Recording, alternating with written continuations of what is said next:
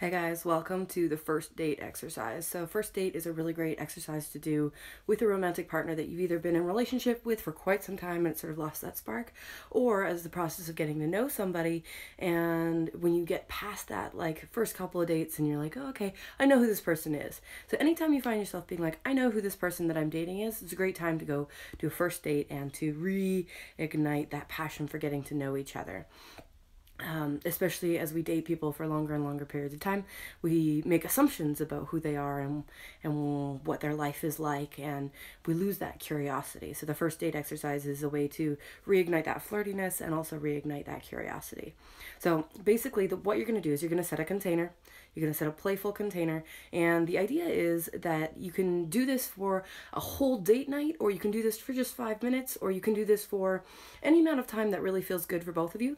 But you're going to want to basically set a container between the two of you of like, what is it that you are looking for in the experience, and then you're going to enter the container and play in it together. So that could be as simple as just being like, hey, you want to go on a first date while you're standing in line, waiting for something at something you've already, you're standing in line at the grocery store together. It's super boring. And then you would move into a first date scenario. Or maybe you are wanting to create a whole evening and, you imagine that you've just met and you're now creating this first date, one of you for the other person, and allowing each other to re-explore and reignite that feeling. And so this can look like a couple of different things. The core of the idea is to tap into that curiosity, to tap into that feeling of like, who is this person? To be able to tell stories that you've told a million times before and hear them with fresh eyes. So the idea is that wherever you're at, one of you sort of like moves away and then moves closer again. And when you move closer, you're re-entering this space of like, oh, hi, oh my goodness, you're kind of cute. Like, who are you? Oh, that feeling from inside. I'm not entirely sure what it looks like on the man side, but like she's beautiful, something like that. And that you're opening up to playing in that space. So you're pretending that you don't know your partner. You're pretending that you've never met before, and so you get to ask all sorts of questions like, oh, like, wow, where do you work? And maybe their answer is really exciting because that's one of the things that initially attracted you to them. Or maybe it's not that exciting, but you're able to look at it from a different perspective, or you're able to ask questions that you wouldn't normally ask. Or you are able to, ask questions that you're not asking in your daily life, and to approach it with this like, oh, wow, that's fascinating. Like, really, tell me more, like with this curiosity that you don't necessarily bring to your normal life. And the fun thing about a first date is that you can have like a fantasy first date. A lot of the men that I speak to, the idea of like taking home a woman they find beautiful on a first date is like really exciting. Or for women, the idea of like somebody being so suave and alluring and creating a space for them that they're like, wow, I feel really safe now. Because you already have that level of safety in your relationship, because you've already got a lot of love. If you can bring that sexy energy up and get into that flirty space, then by the end of the first date night, you might want to go home together. Now, you might live together, in which case you're obviously going to go home together, but the like hilarity and the titillation of that as a concept can be really exciting and really igniting for that sexual experience.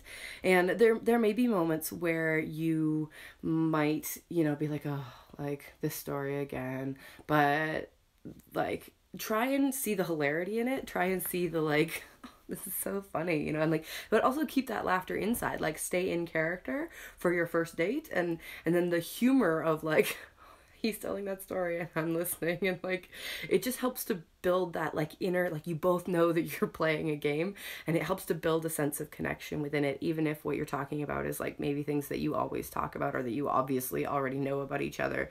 You're like, yeah, I know that you've got this many brothers and sisters, or I know that you've got this many things. And you can also try and use the 40 questions to fall in love during these first dates. One of you could choose to be like super nerdy and be like, I have these questions that like are really good for first dates, and maybe you'd like to ask some of them with me. And those questions in general are just really great to help build intimacy and connection, and doing them together within the context of a first date is really hilarious.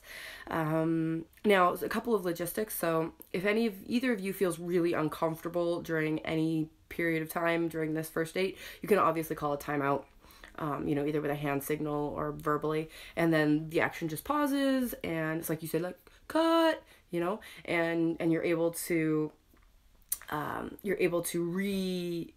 to discuss, as people who have been dating for a long time, anything that might have come up in that moment, any feelings you might be having that are really pertinent, that are sort of stopping you from being more in character, and then you're able to go, like, action, keep going, and you have the opportunity to either, like, cut, like, let's do that whole scene again. Like, sometimes maybe you're like, okay, that didn't work for me, like, let's try from the beginning, like we just met, and really when we just met, like, how I'd really like to be, hit on, or how I'd really like to, the words that I'd like for you to say to help me know that you feel I'm attractive are, really giving more information about how exactly you'd like to get picked up.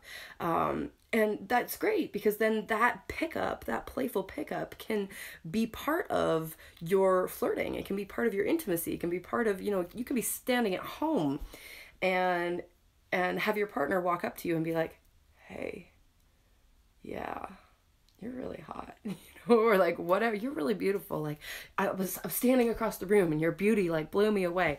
And it's like, seriously, did you just say that? It's like, yeah, but it's hilarious, and it's beautiful, and it's playful, and reigniting that playfulness is a really huge part of deepening intimacy in a long-term partnership as well. We forget to be flirty, and flirting is just, eye contact broken and reasserted and broken, and letting yourself feel vulnerable and sort of fluttery in that space. So cut. So you can cut back to the beginning of the scene. You can cut back, like, just the last little bit, and that's another relationship hack that we teach. And when you're done, you can be done because you are just sort of done acting. You can be done because the end of the moment, we used to play this with Alex around a bunch, and Alex would be, like, confused by why we were interacting strange. So when he, like, sort of came back from the park or came back from wherever he was at, like, we'd be like, okay, like, time out on the first date. Although sometimes he got really into it and thought it was hilarious, and, like, wanted to play, like, my partner's son versus, like, my son sometimes, which is pretty hilarious. And then just taking time once the scene is done to thank each other for participating, for being willing to play, for being willing to explore and experiment and move into something different. And if you have time to, or maybe take time later to do a feedback round and just say, hey, like, how was that for you? What worked? What didn't work? What was fun? What was not fun? And that first date can last as long as, a meal out. It can last as long as 5 minutes in a lineup somewhere. It can last a whole day if you're feeling really adventurous. Maybe you're like, oh, I just met this person and they're the most amazing person and I just want to spend all day with them, even though, you've taken time out of your life to be able to spend a whole day with your partner, but it feels more fun to do it in character.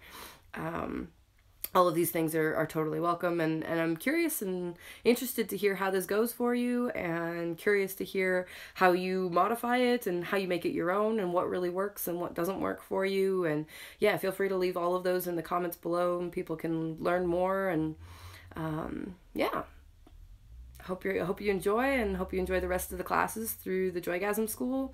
And here's to your love and romance and passion. Adios.